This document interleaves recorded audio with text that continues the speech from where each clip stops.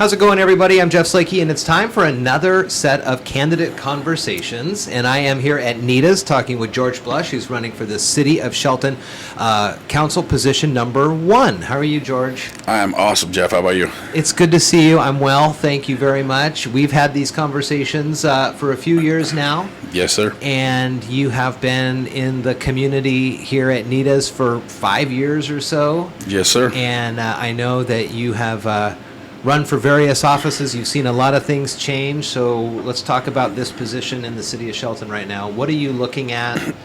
What is drawing you to this race? So I think the city of Shelton is in a place where we need to do a little bit of rebuilding. We have a new city manager. We have a new chief coming in. We're having some growing pains and whatnot that we need to get through. And I think I have a pretty good track record of showing where I can help rebuild. I work at the Housing Authority. I did just that.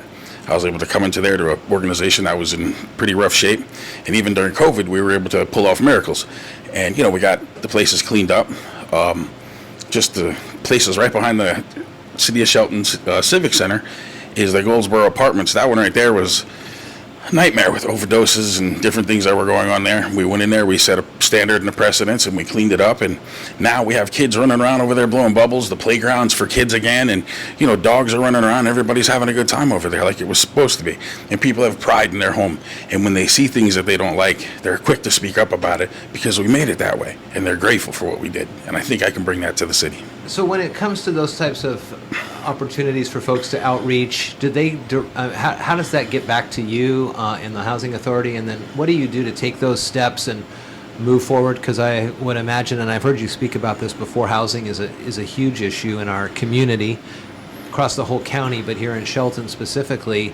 What are some of the ways that you're trying to find housing, to get housing into the city? I mean, what's out there? So I also am on the board of Crossroads, and what Crossroads does is they have something called the Master Lease Program. They have a shelter for like a family shelter that we have over here on the hill, and then we also do a Master Lease Program, which says if you own a home and say you don't want to deal with renters and don't want to lose money on it, you can master lease that program to us, and then we break it up into rooms or whatever the case may be for whatever situation comes up, and we are getting families in housing and getting them taken care of, and we're meeting them at their level. A lot of times you have people that have substance abuse issues, people that have, they can't get a job issue, whatever. Just various things come up in people's lives that they're cause struggles. We meet them where they're at, and we're helping them to get into housing. And then usually when you set a precedence there, they get used to living accustomed to a certain way, and then they want to continue to do that. Sure. So we want to encourage housing like that, and I'm a part of that program, and I'm proud to be, just like the Housing Authority. Things like that where we have people moving in the right direction, that's what we need more of here. What are some of the things that you've seen over these last couple years here on Railroad? You've got front row seats to a lot of the changes that have happened over the years. Where does that, when you wake up in the morning and you get ready to come down here, are you nervous about what you'll find when you show up to the door? Or are you encouraged about what you've seen around here recently? So when I get up in the morning, I kind of have all right, let's see how it's going to be when we get there now. It wasn't always that way. There was a time where I didn't feel like that, where I came down here and I was happy to come to work every morning, and this was a lot of fun. Most mornings I get here, there's no problems. Things are pretty good. It's a beautiful town. When the sun's shining out there in the morning and all the neighbors are out here having coffee and talking in the morning, we have a lot of fun. But then there's the other mornings where it's a little crazy out here. I don't know what the perfect answer is right now, but we've got to do something better than what we're doing now. And if we don't have the people in place that are able to make that happen, then we need to find the right people to do that. So with the Housing Authority, the only reason I was successful there was because I built a team. I had a wonderful board with me that helped me, and they trusted a lot in me, and we were able to build a good team, and we made it come together. So we're at a rebuilding stage right now when you have new leadership coming into, as far as with the city council, with the new city manager, with the new police chief. So you have all new leadership there. So now we have an opportunity to set an expectation, and hopefully we can get the results that we intended in the beginning and not be where we are now. If you're able to join the council, it's you and 6 other people or whatever. Yes, sir. so you're not going to be able to do things solo. No, sir. Right? You got to build consensus and Yep. teams and stuff like that. What are some of the things or ways that you do that? How do you help? How do you build consensus with your employees here at NITAS or just in general? So when you walk into a room, more often than not, you try to look at the person who everyone else is focused on listening to. And I find myself in that position more often than not.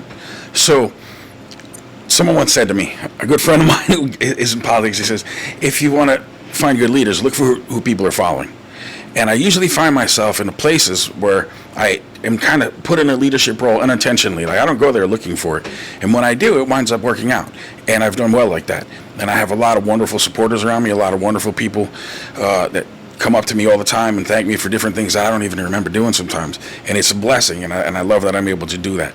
And I think I can continue that moving forward. I think my mission has always been the same. You know, we got to help people. We got to put one foot in front of the other. But, you know, you can't throw everything out at once. You know, we have to work together. We have to make some compromises, and we have to get some things done. We can't win every battle. I don't. Believe me, you have to take a lot of losses before you finally figure out, you know, where your win's going to be. And, you know, helping in the community has always brought me good things. And this is just another way for me to continue my mission in leadership. What are some things that over these last 5 years, and I know that you read up on all the court cases and Yes, sir. Blake versus Idaho and kind of the rulings and what is allowed and things like that. Has anything over these last 5 years changed your mind in kind of your general perspective of things? I think a lot of people were well-intentioned in the very beginning when we all got started here with trying to help out people. The problem that we have is that there's an underbelly of people that don't have the best interest of any of us in mind, including themselves. And they've kind of set up camp around here, and they're making some people's lives hard, and that's not fair to anybody. You know, I have friends here that got chased out because of the way that, you know, some of the things that, interactions that they had down here, that they got scared because of what they had to do, and they left. I just had a person in the local grocery store tell me the other day how she's looking at whether or not she has enough to retire because she doesn't want to come to work anymore. And she's been here working since long before I lived here. I've been here 11 years. She's been here long before me working, and she's one of our wonderful people that work around here. And that's sad to me. It shouldn't be that way. You know, we should have a thriving community where people are comfortable. You know, that's what we had for so long, and it doesn't seem that way anymore. I want to bring that back. What are some other things that the city council can do as a whole? And I know there are, you know, quorum rules and things like that, but if there's ways that they can be out more in the public, would that be helpful, you think, to get the community to kind of understand better where they're coming from, or listening sessions? You know, I've been to enough of these meetings where they'll have listening sessions, or they'll roll out the latest plan for the roads or this and that, but not many people show up. And then you look at the primary election numbers, and it's, you know, pretty low, 30%. So how do you reinvigorate the community to be prideful again? I know for myself that a lot of people come here to talk to me about a million different things as far as like the housing authority goes, and I've kind of made this my home base for that sort of thing. And I think that's important, and a lot more of the people should probably have something like that set up. One of my friends who's a county commissioner, he has a place up in Belfair that he meets with people regularly, and he comes here and meets with the people from down here regularly. So I found that was a great tool to use. So I have a lot of meetings here with different people from the different things that I'm involved in, and I'm always here. I'm free. It's differing viewpoints too, right? You're Oh, not absolutely. just bringing on the people who agree with you. You're trying to get other perspectives. Do you have examples of like the people that have come down? So the different perspectives of how far politically you can go from one side to the other is, at one point in time, at my counter, we had Darren Holland's wife and Troy Jasmine. And I got to tell you, you remember that race heated up pretty good. Yeah. So that was an interesting moment where I felt like, whoo, Switzerland. You know, I'm down here speaking of this and down here speaking.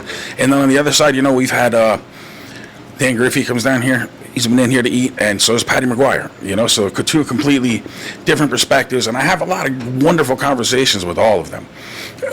This is a nonpartisan race here, and there's really not a whole lot of major politically sided things that the city council deals with. Right. It's a budget, taxes, setting up the different rules in the city and how we can, curb different things and stop different issues. And, it's limited to an extent, but those things can be very powerful if used correctly.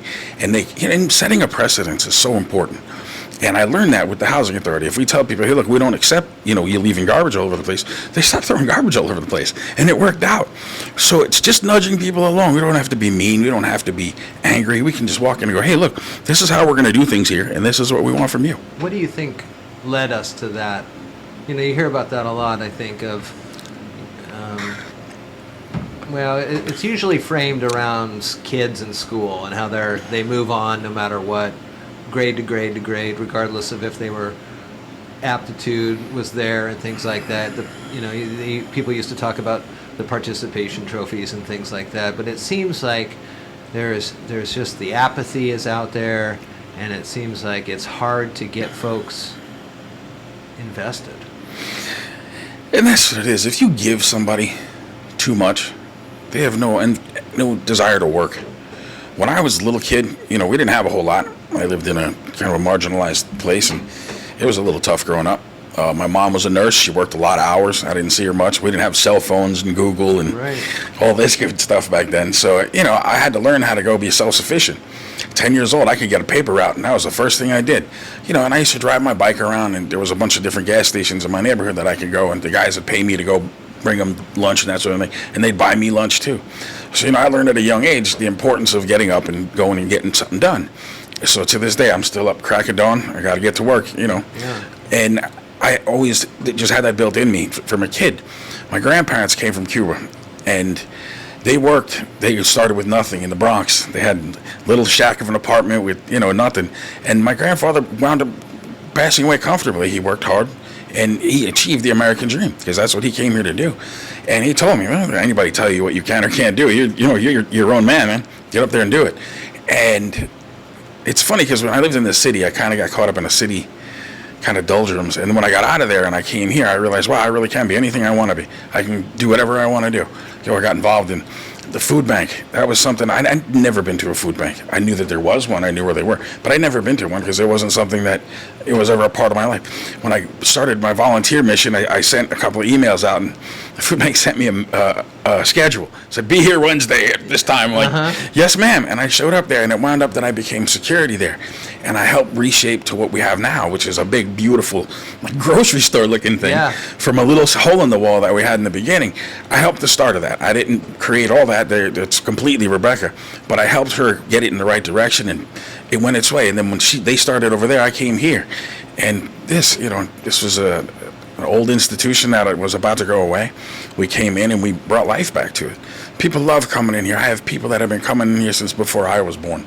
They come in here and talk. This is such a cool place in a historic little town, and it could be so cool. And we could have I love the festivals, all the cool stuff we have down here, Forest Festival, Oyster Fest, all the cool stuff. It's just wonderful, things that we get to have here. And I feel very blessed to live here in the beautiful community. My kids love it here.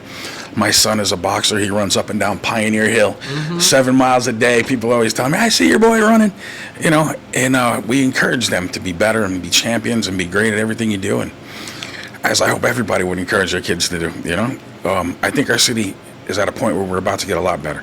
I think we can be, and we just need to have the right people in place in order to make that happen. George Blush is running for the City of Shelton Council position number 1 here in these candidate conversations. Thank you. Thank you, Jeff. Vote Blush for a cleaner, safer Shelton.